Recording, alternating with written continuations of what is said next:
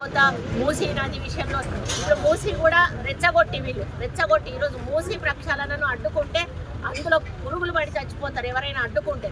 ఎందుకంటే మూసీ ప్రక్షాళన అనేది జరిగితే అది హైదరాబాద్కు ఎంతో వన్నె తెస్తుంది, హైదరాబాద్ ప్రజలకు వన్నె తెస్తుంది, రేపు పర్యాటకులను ఆకర్షిస్తుంది, పెట్టుబడులను ఆకర్షిస్తుంది. అటువంటి మూసీ ప్రక్షాళనకు పూనుకుంటే వెళ్ళి వాళ్ళని రెచ్చగొట్టి వాళ్ళతోటి మైకుల ముందట మాట్లాడిచ్చేసి వాళ్ళ పేడ్ ఛానల్స్ ఏవైతే యూట్యూబ్ ఛానల్స్ ఉన్నాయో ఒక 15-16 ఛానళ్ళని పెట్టుకొని వాటిల్లో వైరల్ చేస్తూ ఆ కార్యక్రమాన్ని చేస్తూ ఉన్నారు.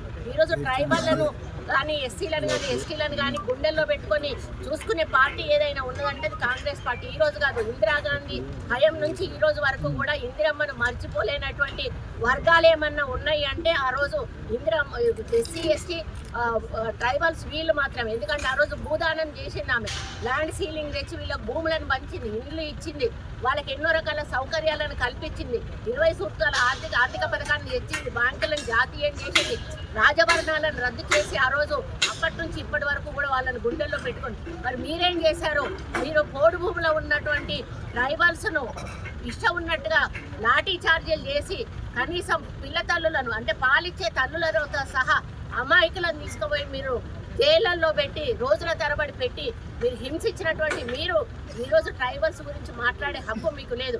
ఎందుకంటే ఆ హక్కు కేవలం కాంగ్రెస్ పార్టీకి మాత్రమే ఉన్నది.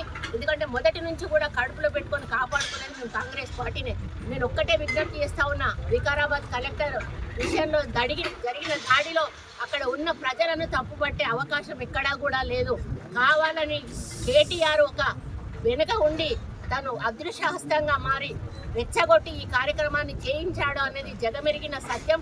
అందులో మీరు పావులైపోయారు. దయచేసి ఇక ముందు బీఆర్ఎస్ వాళ్ళు ఇటువంటి ప్లాన్లు చాలా చేస్తారు. ఎందుకంటే ప్రభుత్వాన్ని ఎదుర్కోవడానికి వాళ్ళకి ఎక్కడా కూడా ఏమీ దొరకనప్పుడు ఏం చేస్తున్నారు, వాళ్ళు క్రియేట్ చేసి దాన్ని సీన్ చేస్తూ ఉన్నారు.